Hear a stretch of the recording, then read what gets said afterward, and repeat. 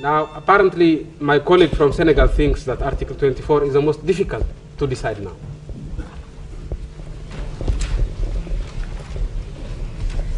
So he has no problems with the other articles, but he has problems on the issue of deciding where the headquarters should be. I would have thought that this would be the simplest issue. Whether it is Addis Ababa or Honolulu, that's a different story. But deciding where the headquarters should be, I would assume would be the simplest issue to decide. Now, it was people like Nyerere, Nkrumah, who decided that Addis Ababa should be the headquarters of the OAU. Addis Ababa ruled at that stage by Emperor Haile Selassie, a person who could not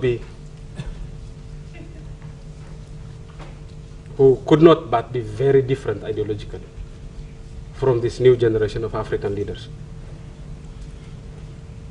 But there is one fact that nobody can deny. Irrespective of what government rules Ethiopia, Ethiopia has always been committed to African independence and liberation. Who trained Mandela? Emperor Haile Selassie, the reactionary, trained Mandela, the revolutionary.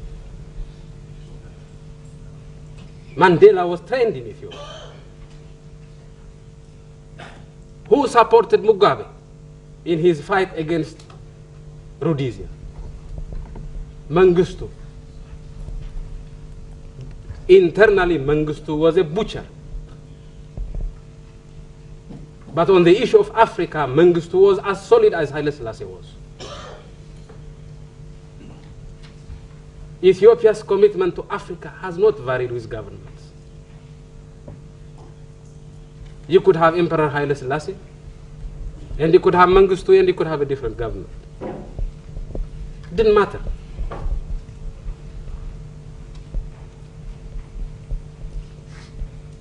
Every African knows how it feels, every Ethiopian knows how it feels to be alone.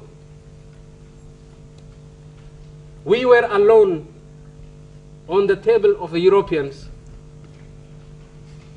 during the League of Nations, and we know what happened to us then. Now we are not alone. We have 53 African countries.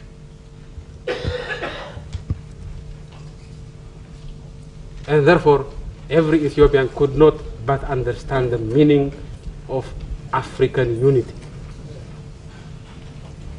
I would be disappointed if this information were not available to my colleagues here.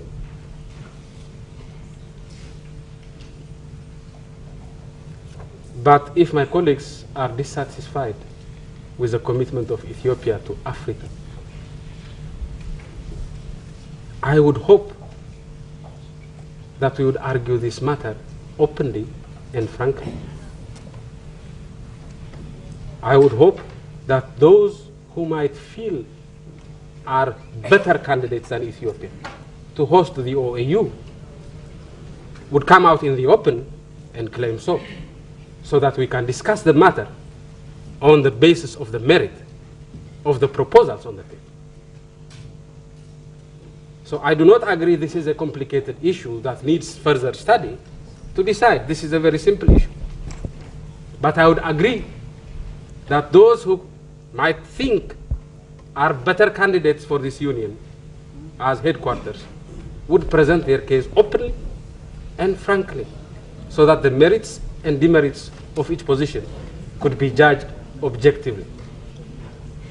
If this August Assembly decides that we have failed Africa, we are willing to accept that judgment. But we would hope that we would be given a fighting chance to prove that we have not failed Africa. And we cannot get that fighting chance unless the alternatives are presented openly and candidly. So by all means, let's discuss this issue. if there are candidates, alternative candidates, presented openly and candidly. Otherwise, to argue that this is the most complicated article in this constitutive document, and to suggest that this be postponed while the rest is approved, in my view, smacks of the economics of rent collection. Thank you, Mr. Chairman.